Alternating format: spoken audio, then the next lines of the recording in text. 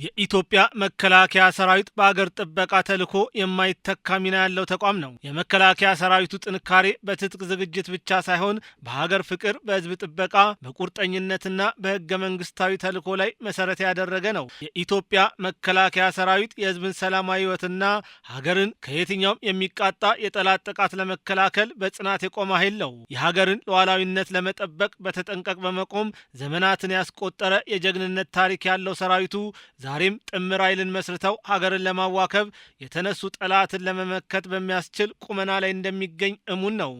ከጣቢያችን ሀገር አቀፍ ዝግጅት ጋር ቆይታ ያደረጉት የመከላከያ የክብር አባል አቶ ባረንቱ ገዳ መከላከያ ሰራዊት ማለት የኢትዮጵያ የሰላም ምንጭ፣ የእያንዳንዳችን ዋስትና መሆኑን ይናገራሉ። መከላከያችን የሁላችንም ጋራንቲ፣ የሁላችንም ዘብና የደህንነታችን ምንጭ ነው። የኢትዮጵያ ወታደር የኢትዮጵያን ብሔራዊ ጥቅም የማስጠበቅ ዓላማውን ለማሳካት የሀገርን ወቅታዊ ጥያቄ መልስ ሊሰጥ እንደሚገባው ነው የክብር አባሉ የገለጹት። ይህን ከቀደመ የጀግንነት ታሪክ ጋር በማዋሃድ ኢትዮጵያ ስለ ቀይ ባህር የከፈለችውን መስዋዕትነትም አውስተዋል። ኢትዮጵያዊ ሆኖ ቀይ ባህርን አላስነጥቅም፣ አገሬ አትገነጠልም ብሎ እዚያ ያለቀውን ወጣት እኮ ከሞያሌ እስከ መቀሌ ቁጥር የለውም። ማአት ኢትዮጵያዊ ነው ያለቀው። ቤተሰቡ ብትጠይቅ አሁን ካንተ ቤተሰብ አንድ ሰው ወይ ኤርትራ ወይ ትግራይ ውስጥ ሞቷል።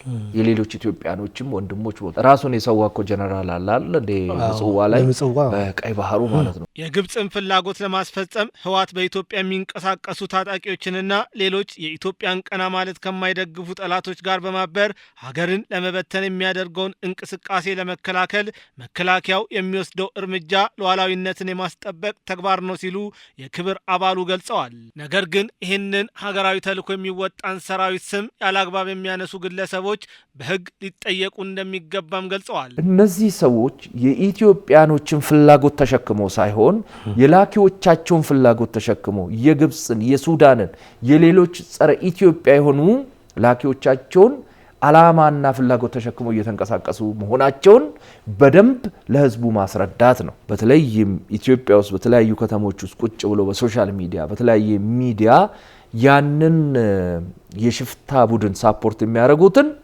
እርምጃ ሊወስድባቸው ይገባል። የትኛውንም ህጋዊ እርምጃ ሊወስዱ፣ በተለይ ከመከላከያ ጋር የተያያዘ አላስፈላጊ ስም ማጥፋቶችን የሚሰሩት ላይ ሲሪየስ እርምጃ መወሰድ አለበት። የሀገር ጋሻ የሆነው መከላከያ ሰራዊት ለሀገር ሲል የከፈለውን መስዋዕትነት በማስታወስ የሰራዊቱን ጀግንነት ማክበር እንደሚገባም አጽንኦት ሰጥተዋል። መከላከያ የክብር አባልነት ታላቅ ክብር ነው። የዚህ የጀግና ሰራዊት ለሀገሩ ሌት ተቀን ዘብ ቆሞ ያለን ሰራዊት የክብር አባል መሆን በእውነት ለመናገር እኔ ትልቅ ክብር ነው የሚሰማኝ። መጨረሻም አቶ ባረንቱ የኢትዮጵያ መከላከያ ሰራዊት ለኢትዮጵያ ብቻም ሳይሆን ለአፍሪካም ጭምር ኩራት መሆኑን ገልጸዋል። መከላከያችን ተጠናክሮ ቀጥሎ አይደለም ለኢትዮጵያ ለመላ አፍሪካ ዋስትና የሚሆን እንደሚሆን አልጠራጠርም።